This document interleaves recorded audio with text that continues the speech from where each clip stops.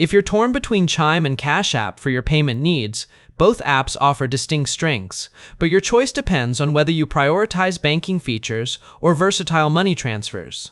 Chime, a fintech platform, feels like a digital bank with no monthly fees, a checking account, and an optional savings account earning 1.25% APY up to 3.75% with Chime Plus and 200 plus monthly direct deposits.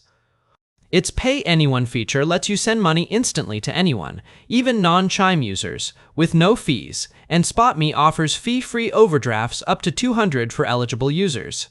Chime's 60,000 plus fee-free ATMs and early direct deposit up to 2 days make it ideal for everyday banking, but its customer service gets mixed reviews and some features require direct deposit.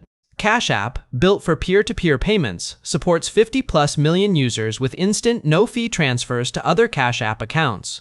It offers a debit card for 5% APY savings with 300+ monthly deposits and unique features like stock and Bitcoin trading.